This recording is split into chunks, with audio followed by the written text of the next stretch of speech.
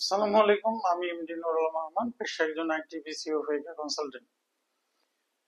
বর্তমানে এনবিআর এই বছর অর্থাৎ 25-26 অ্যাসেসমেন্ট ইয়ারে প্রথম থেকেই এনবিআর চেয়ারম্যান যথেষ্ট সচেতন, মানুষজনকে যথেষ্ট সচেতন করছে ইনকাম ট্যাক্স দেওয়ার ব্যাপারে, এবং যারা যত্রতত্র করে আপনার রিটার্নটি দিচ্ছেন তাদেরকেও বারবার সচেতন করা হচ্ছে। বিশেষ করে জিরো রিটার্নের উপর অনেক গুরুত্ব দেওয়া হচ্ছে, এবং যারা ট্যাক্স রিটার্ন জমা দিচ্ছেন না তাদেরকেও অনেকভাবে সচেতন করা হচ্ছে।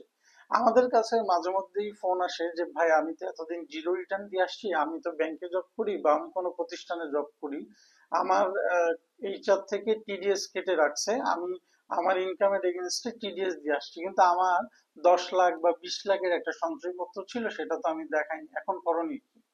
দেখুন, এই 10 লাখ বা 20 লাখ সঞ্চয়পত্র আপনার ইনকামের টাকায় যদিও হয়ে থাকে, অথবা আপনি আপনার বাবা মার থেকে পেয়ে যদি সঞ্চয়পত্রটা কিনেন, যে উৎস থেকেই আপনি টাকাটা ফান্ড করে আপনি সঞ্চয়পত্র কিনেন না কেন, আপনি যদি নির্দিষ্ট অর্থ বছরে না দেখায় থাকেন তাহলে সেটা আপনার ইনকামের সাথে যোগ হবে, সেটার উপর আপনাকে আপনার রেগুলার যে ইনকাম আছে তার সাথে সেই অ্যামাউন্টটা যোগ হবে। যোগ হওয়ার পরে আপনার যে ট্যাক্স আসবে সেই ট্যাক্স দিয়ে এসে আপনাকে ওটা ফাইলে হালাল করতে হবে, অর্থাৎ আপনাকে ট্যাক্স দিয়ে করতে হবে। কিন্তু আপনি যদি কারো সহযোগিতা নিতেন বা জিনিসটা যদি যে যাকে দিয়ে করছেন তাকে যদি অবহিত করতেন, তাহলে আপনাকে ট্যাক্সটা হয়তো বা দিতে হতো না।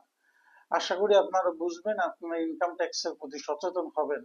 দেখুন, এখন গভর্নমেন্ট ইনকাম ট্যাক্সের বিষয়ে খুব সচেতন, এবং একজন নাগরিক হিসেবে এটা আপনার দায়িত্ব গভর্নমেন্টকে তার ন্যায্য ইনকাম ট্যাক্সটা দেয়া এবং সঠিক ব্যক্তির মাধ্যমে ইনকাম ট্যাক্স ফাইলটিকে সাবমিট করা।